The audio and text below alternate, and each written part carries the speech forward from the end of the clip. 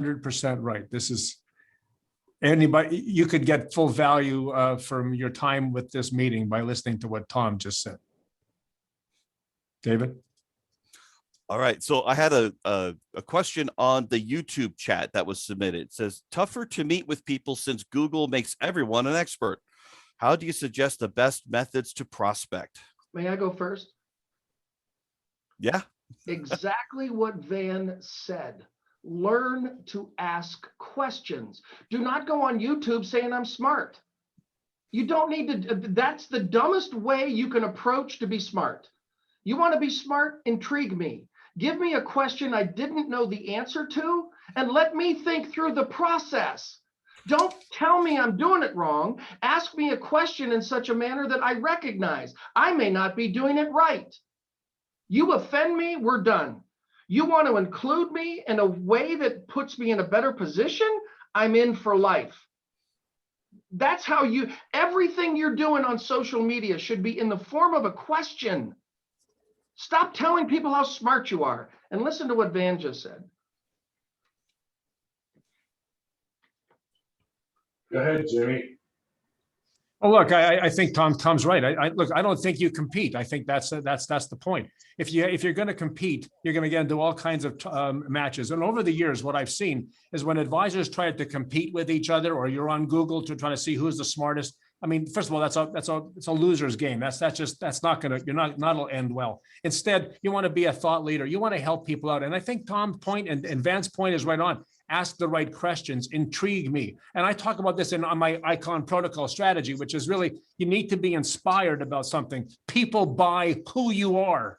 They buy who you are, not what you're selling. And if you have that energy, if you have that heat, listen to what Tom just did. Tom just laid it down. He got excited. Why? Because it matters to him. And when it matters to you, I don't care who Google thinks is smart. You will attract the people who are like you. Something that was said even before we started this is that you want to work with believers and not with the doubters. And that was, I think, what Tom was getting at in another question that we didn't even get on recording at this point. But you're absolutely right. You're looking for the people who accept and understand what you're doing, that believe as you believe. If you find those people, and that's why prospecting is a job. It's not everybody buys from Tom Love or buys from Van Mueller. Not everybody. Some people are just wrong, and that's okay. But honestly, you really don't want to compete. You want to create your own lane. To go back to what Tom said, get in a lane, specialize in something, and be great at it. And then people will come to you. David? Van? Can I share a couple of things? First of all, there's lots of times I sit down with customers right now. Two things. I sit down and I say, before we get started, this is really important. I want you to understand, if we were sitting here 5 years ago, I'd have told you the crash was imminent, and I've been wrong for 5 years. I want to make sure you know that. And then I get myself out of trouble. Watch how easy it is. I say, can I ask you something? Why have I been wrong? Has it been because the government is manipulating the interest rates? Has it been because Wall Street is manipulating the markets? And then I say, it's very important. Don't you get tired of every time you meet somebody like me, they tell you they know all this stuff and it turns out they don't know anything? I say, well, you just have a little fun with me. That's one of my famous transition sentences. You just have a little fun with me. Come on, just mess around with me in this. Here's what I want to ask you. Would it be okay if I could prove to you right now that I don't know anything? We have some fun. Watch. This is really easy. Can I ask you something? The President of the United States, they have access to more tools, more information, more advisors, more everything than anybody on planet Earth. And then I stop and I look at the customer and I say, so with all of that ability, have they been able to fix the economy? They go, they laugh. And then I say, then the head of the Federal Reserve, and they say, I asked you about that separately? Because a lot of people don't realize this, but the Federal Reserve is not part of the government. They're separate from the government. And there's an argument that the head of the Federal Reserve is probably just as powerful as the president for a couple of reasons. First of all, they're the head of all the banks, but even more importantly, they can print all the money. I stop there and humor eases tension. So I say, gosh, I think I'd like to marry the head of the Federal Reserve. You know, what, you're worth money. But then I say, now let me ask you something. The interest rates are at 0. They just announced that till the end of 2023, they're probably going to keep the interest rates at 0. So does it sound like they've been able to fix the economy? And they go, no. I say, so let me ask you something. Really? Be serious with me.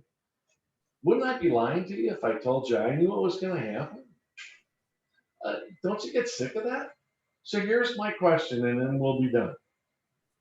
If nobody knows what's going to happen, what if we could develop a strategy that, first of all, would guarantee that none of these entities could ever harm you again? Gosh, wouldn't that be an amazing strategy? And that's not good enough, because if we don't help you build a successful financial retirement future, we're not going to be okay. So here's the second part of it. What if, because we didn't lose any money, we could take advantage of that money that we built in this strategy to take advantage of every blunder they make for the rest of their lives? And here's the coup de grace. Ready? What if we could do all of that with reduced or total elimination of our income tax liability? My goodness, wouldn't that be spectacular? And if you knew you could do that, when would you want to get started? Before or after the next one? I'm 5 questions away telling them I don't know a thing from making a sale. And it happens, I would bet you 9 out of 10 times they go, boy, I've never had anybody tell me they didn't know anything and then they could devise a strategy.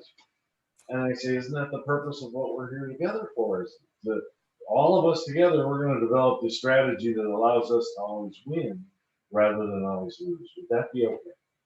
And see, you'll notice I'm still not telling them anything. I'm still not talking about a product. I'm still not doing any of that. And they don't care what product I put it in as long as it does all the things I just said it will do. And so that's what I've learned from all the greats.